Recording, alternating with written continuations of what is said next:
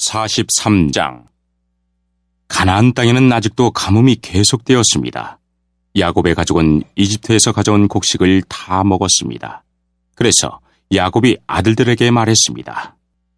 이집트로 다시 가서 먹을 음식을 조금 더 사오너라. 그러자 유다가 야곱에게 말했습니다. 그 땅의 총리는 우리에게 매우 엄하게 경고했습니다. 그 사람은 너희 동생을 데려오너라. 그렇게 하지 않으면 다시는 나를 볼 수 없을 것이다. 라고 말했습니다. 만약 아버지께서 베냐민을 우리와 함께 보내주시면 이집트로 내려가 음식을 사오겠지만 베냐민을 보내주지 않으시면 내려가지 않겠습니다. 그 땅의 총리가 우리에게 경고했습니다. 베냐민을 데리고 오지 않으면 다시는 우리를 보지 않겠다고 말입니다.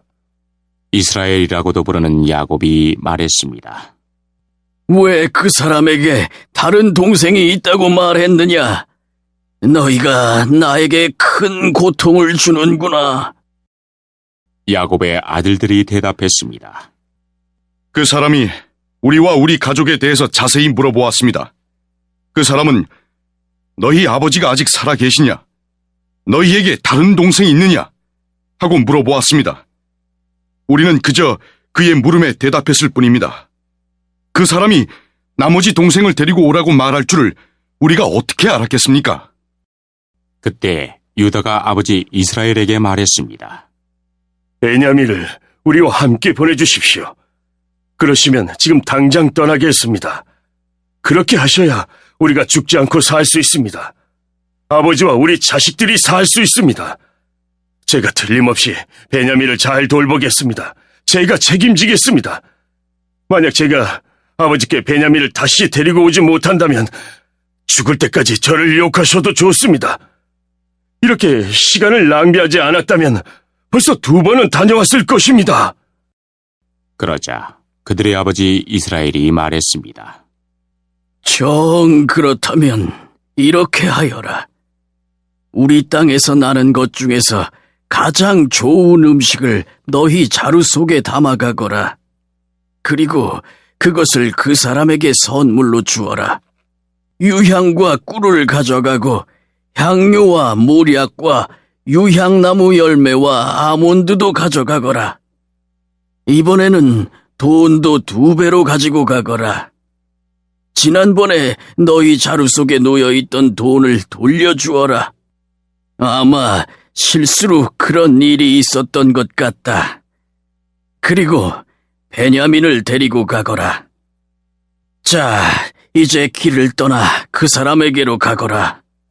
전능하신 하나님께서 그 사람 앞에서 너희에게 자비를 베푸셔서 그 사람이 시므온과 베냐민을 돌려보내주기를 빈다.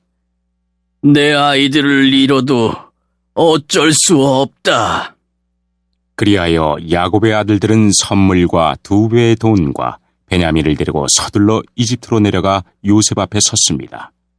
요셉은 형들과 함께 온 베냐민을 보고 자기 집 관리인에게 말했습니다. 저 사람들을 집으로 데리고 가거라. 짐승을 잡아서 음식을 준비하여라. 오늘 점심을 나와 함께 먹을 수 있게 하여라. 관리인은 요셉이 말한 대로 요셉의 형들을 요셉의 집으로 데리고 갔습니다. 요셉의 형들은 요셉의 집으로 가게 되어 두려웠습니다. 그들은 이렇게 생각했습니다. 처음 이곳에 왔을 때 우리 자루 속에 들어있던 돈 때문에 이리로 끌려왔나 보다. 저 사람은 우리를 쳐서 우리를 노예로 만들고 우리 나귀를 빼앗으려 하는구나. 그래서 요셉의 형들은 요셉의 관리인에게 가서 그 집 문에서 말했습니다. 나의 주여, 우리는 전에 이곳에 음식을 사러 온 적이 있습니다. 음식을 사가지고 집으로 돌아가다가 하룻밤을 묵은 곳에서 자루를 풀어보니 돈이 자루 속에 그대로 들어있었습니다. 우리는 그 돈을 돌려드리려고 이렇게 그대로 가지고 왔습니다. 그리고 음식을 살 돈도 따로 가지고 왔습니다. 우리 자루 속에 돈을 넣은 사람이 누구인지 우리는 모르겠습니다. 그러자 관리인이 대답했습니다. 괜찮습니다.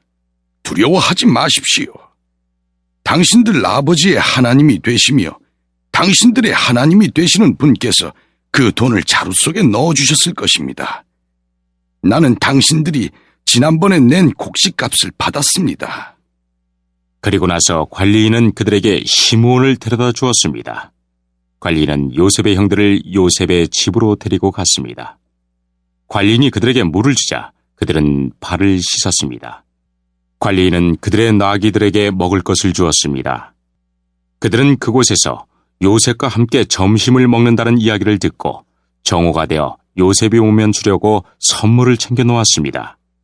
요셉이 집으로 오자 요셉의 형들은 준비해온 선물을 요셉에게 주었습니다. 그리고 나서 그들은 땅에 엎드려 절했습니다.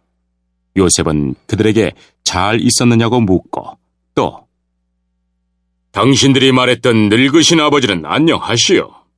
그분이 아직도 살아계시오. 하고 물어보았습니다. 요셉의 형들이 대답했습니다. 당신의 종인 우리 아버지는 안녕하십니다. 그분은 아직 살아계십니다. 대답을 마친 후에 그들은 요셉 앞에서 머리를 숙여 다시 절했습니다. 그때 요셉은 자기와 어머니가 같은 친동생 베냐민을 보고 이 사람이 당신들이 말했던 그 막내 동생이요? 라고 물었습니다. 그리고 나서 요셉이 베냐민에게 말했습니다. 얘야, 하나님께서 너에게 은혜를 베푸시기를 바란다. 그 말을 마치고 요셉은 서둘러 자리를 떠났습니다. 요셉은 자기 동생 베냐민을 보니 눈물을 참을 수가 없었습니다. 그래서 요셉은 자기 방으로 가서 울었습니다. 요셉은 울음을 그친 후에 얼굴을 씻고 밖으로 나왔습니다. 요셉은 자기 마음을 달래면서 음식을 내와라 하고 말했습니다. 그러자 사람들이 요셉의 상을 따로 차리고 요셉의 형들의 상도 따로 차렸습니다. 그리고 요셉과 함께 음식을 먹는 이집트 사람들의 상도 따로 차렸습니다. 이집트 사람들은 히브리 사람을 싫어해서 그들과 함께 밥을 먹는 법이 없었기 때문입니다. 요셉의 형들은 요셉 앞에 앉았는데 맏형부터 막내 동생까지 자리가 나이 순서대로 정해져 있었습니다. 그들은 놀라서 서로 얼굴을 쳐다보았습니다. 요셉은 자기 상에 놓인 음식을 형들의 상에 가져다 주게 했는데 베냐민에게는 다른 사람들보다 5배나 더 주었습니다. 요셉의 형들은 요셉과 함께 먹고 마시며 즐거워했습니다. 13장. 예수님께서 성전을 떠나실 때 한 제자가 예수님께 말했습니다. 선생님, 보십시오. 정말 아름다운 돌이죠? 정말 아름다운 건물이죠? 예수님께서 이 큰 건물을 보느냐? 돌 위에 돌 하나도 남지 않고 완전히 무너질 것이다. 라고 말씀하셨습니다. 예수님께서 성전 맞은편 올리브산에서 앉아 계실 때 베드로, 야고보, 요한과 안드레가 예수님께 조용히 물었습니다. 우리들에게 말씀해 주십시오. 언제 이런 일들이 일어나고 이런 일들이 이루어질 때 무슨 징조가 있겠습니까? 예수님께서 그들에게 말씀하기 시작하셨습니다. 아무도 너희를 속이지 못하게 조심하여라. 많은 사람들이 내 이름으로 와서 내가 바로 그리스도다라고 말할 것이다. 그리고 많은 사람들을 속일 것이다. 너희는 전쟁에 대한 소식과 소문을 들을 것이다. 그러나 두려워하지 마라. 이런 일들은 반드시 일어나야 한다. 그러나 끝은 아직 아니다. 민족이 다른 민족과 싸우려고 일어나고 나라가 나라와 싸우려고 일어날 것이다. 여러 곳에서 지진이 일어나고 기근도 있을 것이다. 이런 것들은 출산하는 진통의 시작에 불과하다. 너희는 주의하여라. 사람들이 너희를 법정에 넘길 것이고 너희는 회당에서 매를 맞을 것이다. 너희가 나 때문에 총독들과 임금 앞에 서게 되어 그들에게 증언할 것이다. 그러나 먼저 복음이 모든 민족에게 전해질 것이다. 사람들이 너희를 체포하여 재판에 넘길 때 무엇을 말할까 하고 걱정하지 마라. 그때 하나님께서 너희에게 주시는 것들을 말하여라. 말하는 것은 너희가 아니고 성령님이시다. 형이 동생을 죽게 내주고 아버지가 자식들을 내주고 자식들이 부모를 거역하여 일어나며 죽게 할 것이다. 내 이름 때문에 너희가 미움을 받을 것이다. 그러나 끝까지 견디는 사람은 구원받을 것이다. 멸망케 하는 혐오할 만한 것이 서 있지 않아야 할 곳에 서 있는 것을 보거든 읽는 사람은 깨달아라. 유대에 있는 사람들은 산으로 도망하여라. 지붕 위에 있는 사람은 집에 있는 것을 가지고 나오려고 내려와 들어가지 마라. 밭에 있는 사람은 옷을 가지려고 돌아서지 마라. 그때에는 임신한 여자들이나 아이에게 젖을 먹이는 여자들에게 화가 있다. 이런 일이 겨울에 일어나지 않도록 기도하여라. 그때에는 환란이 있을 것인데 이런 환란은 하나님께서 세상을 만드신 때부터 지금까지 없었던 것이며 앞으로도 이런 환란은 없을 것이다.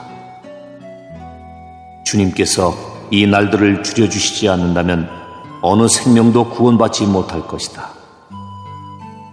그러나 하나님께서 선택한 사람들을 위하여 이 날들을 줄이셨다. 그때 어떤 사람이 여보시오 그리스도가 여기 계십니다 또는 저기 계십니다 하고 말해도 믿지 마라. 거짓 그리스도와 거짓 예언자들이 일어나서 증거와 기적을 보여줄 것이다. 그래서 가능하면 선택된 사람들을 잘못된 길로 인도하려고 할 것이다. 그러므로 조심하여라. 내가 모든 것을 미리 일러주었다. 그러나 그때의 환란이 지나가면 해가 어두워지고 달이 그 빛을 내지 않을 것이다. 별들이 하늘에서 떨어지고 하늘에 있는 권세들이 흔들릴 것이다. 사람들은 인자가 큰 능력과 영광으로 구름 가운데 오는 것을 볼 것이다. 그리고 인자가 천사들을 보내어 땅끝에서 하늘 끝까지 사방에서 선택된 사람들을 모을 것이다. 무화과 나무로부터 교훈을 배워라. 가지가 부드러워지고 새 잎을 내면 여름이 가까운 줄 안다. 이처럼 이런 일들이 일어나는 것을 보면 인자가 바로 문 앞에 가까이 온 줄 알아라. 내가 너희에게 진정으로 말한다. 이 세대가 지나가기 전에 이 모든 일들이 일어날 것이다. 하늘과 땅은 없어질 것이나 내 말은 없어지지 않을 것이다. 그 날과 그 때는 아무도 모른다. 하늘에 있는 천사도 모르고 아들도 모르고 오직 아버지만이 아신다. 주의하여라. 항상 경계하여라. 그것은 그때가 언제인지 알지 못하기 때문이다. 마치 여행을 떠나는 어떤 사람과 같다. 그는 집을 떠나면서 자기 종들에게 집을 돌보라고 맡겼다. 각각 임무를 주었는데 문지기에게는 집을 잘 지키라고 명령했다. 그러므로 깨어있어라. 집주인이 언제 돌아올지 저녁에 혹은 밤중에 혹은 새벽닭이 울 때 혹은 아침 무렵에 올지 모르기 때문이다. 그가 갑자기 돌아와서 너희가 자고 있는 것을 보지 않게 하라. 내가 너희에게 말하는 것은 모두에게 하는 말이다. 항상 깨어 있어라.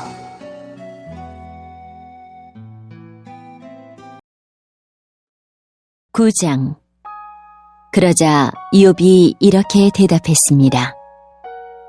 나도 자네 말이 옳다는 것을 알지만 하나님 앞에서 죄 없다고 할 사람이 어디 있을까? 하나님과 논쟁한다면 누가 하나님의 1000번 말씀에 한 번이라도 대답할 수 있을까? 지혜로우시고 강하신 그분 앞에서 누가 과연 그를 대적하여 이길 수 있을까?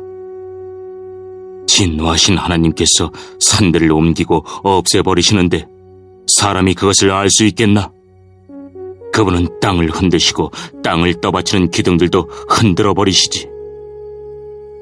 그분은 해를 뜨지 못하게 하시고 별을 움직이지 못하게 하실 수도 있다네. 홀로 창공을 우주에 펼치시고 바다의 파도 위를 걸으시는 분. 그분은 북두칠성과 삼성, 묘성과 남방의 별자리들을 만드신 분, 측량할 수 없는 위대한 일들과 수없는 기적을 행하시는 분이네. 그분이 내 앞을 지나가셔도 나는 그를 보지 못하고 그분이 나를 스쳐가셔도 알지 못하지. 그분이 가져가시면 누가 도로 찾을 수 있으며 누가 감히 그에게 당신은 무엇을 하십니까? 라고 말할 수 있을까? 하나님께서 진노를 풀지 아니하시면 라합을 돕는 자들이 겁내고 움츠리는데 하물며 내가 무슨 대꾸를 하고 할 말을 생각할 수 있겠는가? 내가 의롭다 해도 대답은커녕 그저 긍휼을 빌 수 있을 뿐인 것을. 설사 내가 그를 불러서 그가 대답하셨다 해도 그가 내 주장을 들으셨다고 믿을 수 없네. 그분이 태풍으로 나를 치시고 까닭없이 나에게 상처를 입히시네. 숨 쉴 틈도 주시지 않고 그저 나에게 괴로움만 더하시네. 힘으로 말하자면 그분같이 강한 분이 누가 있으며 의로움으로 말한다 해도 누가 그를 재판한다고 할 수 있을까? 비록 나에게 죄가 없다 해도 내 입이 나를 정죄할 것이며 비록 내가 흠없다 해도 그것이 나를 죄인이라 선언할 걸세. 나는 죄가 없지만 그런 것에 관심을 기울일 힘도 없이 그저 내 삶을 경멸할 뿐일세. 그는 죄 없는 자나 악한 자나 모두 죽이시는 분이니 내가 무슨 말을 하겠나. 재앙이 내려와 죄 없는 자를 망하게 해도 그분은 낙담하는 그를 비웃으시네. 악이 세상을 지배하고 재판관도 눈이 멀었으니 하나님이 아니시고는 누가 이렇게 하겠는가. 이제 내 삶이 달리기 선수보다 빨리 지나가니 아무 소망이 없구나. 내 삶이 빠른 배처럼 먹이를 낚아채려고 빠르게 내려오는 독수리처럼 날아가는구나. 이제 내가 원망을 그치고 얼굴빛을 받고 웃어보려고 해도 내 모든 고통이 두렵습니다. 당신은 나를 죄가 없다고 인정하지 않으시겠지요? 내가 죄인 취급을 받을 텐데 공연히 수고할 이유가 무엇입니까? 내가 깨끗한 물로 씻고 비누로 손을 닦는다 해도 당신은 나를 구덩이에 밀어 넣으셔서 내 옷조차도 나를 싫어하게 하실 것입니다. 하나님은 나처럼 사람이 아니시니 내가 그에게 대답할 수도 없고 재판장에서 변호할 수도 없으니 안타깝구나. 우리 둘 위에 손을 얹고 둘 사이를 판단해 줄 판결자도 없으니 참 답답하구나. 제발 그분이 치시는 막대기를 거두시고 나를 놀라게 하지 않으신다면 좋겠네. 그렇다면 내가 담대하게 말할 수 있을 텐데 그럴 수 없구나. 13장. 누구든지 국가의 권세 잡은 사람들에게 복종하십시오. 하나님께서 세우시지 않은 권세란 없습니다. 세상에 있는 권세는 다 하나님께로부터 나왔습니다. 그러므로 그 권세를 거스르는 것은 권세를 세우신 하나님을 거스르는 것과 같습니다. 그런 사람은 심판을 받게 될 것입니다. 의로운 일을 하는 사람에게는 통치자들이 두려움의 대상이 아니지만 악한 일을 행한 사람에게는 두려움의 대상입니다. 권세 잡은 사람을 두려워하지 않고 싶습니까? 그렇다면 의로운 일을 행하십시오. 그러면 그에게 칭찬을 받을 것입니다. 통치자는 여러분에게 유익을 주기 위해 일하는 하나님의 일꾼입니다. 그러나 여러분이 악을 행한다면 두려워하십시오. 그가 공연히 칼을 차고 있는 것이 아닙니다. 그는 하나님의 일꾼으로서 악을 행하는 사람에게 벌을 내리는 하나님의 진노를 집행하는 사람입니다. 그러므로 권세에 복종하십시오. 단지 벌 받을 것이 두려워서가 아니라 양심 때문에 복종해야 합니다.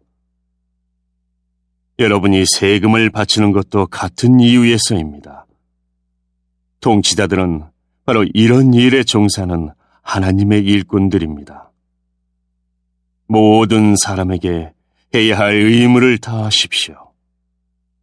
국세를 바쳐야 할 사람에게는 국세를 바치고 관세를 바쳐야 할 사람에게는 관세를 바치십시오. 두려워해야 할 사람은 두려워하고 존경해야 할 사람은 존경하십시오. 다른 사람을 사랑하는 빛 이외에는 아무 사람에게 아무런 빚도 지지 마십시오. 남을 사랑하는 사람은 율법을 온전히 이룬 것이나 다름없습니다. 율법에 간음하지 마라, 살인하지 마라, 도둑질하지 마라, 탐내지 마라는 계명과 그 밖에 여러 다른 계명들이 있지만 이 모든 계명은 내 이웃을 내 몸과 같이 사랑하라는 하나의 말씀으로 요약될 수 있습니다. 사랑은 이웃에게 악을 행하지 않습니다. 그러므로 사랑은 율법의 완성입니다. 이런 행동을 해야 하는 것은 여러분도 알고 있다시피 벌써 잠에서 깨어날 때가 되었기 때문입니다. 이제 우리의 구원이 처음 믿었을 때보다 더 가까워졌습니다. 밤이 거의 다 지나 낮이 가까웠습니다. 그러므로 어둠의 행실을 벗어버리고 빛의 갑옷을 입읍시다. 낮에 활동하는 사람처럼 단정히 행동합시다. 난잡한 유흥을 즐기지 말고 술 취하지 마십시오. 성적으로 문란하거나 대표적인 생활을 버리십시오. 다투지 말고 질투하지 마십시오. 주 예수 그리스도로 옷 입으십시오. 죄의 본성이 바라는 정욕을 만족시키는 생각을 하지 마십시오.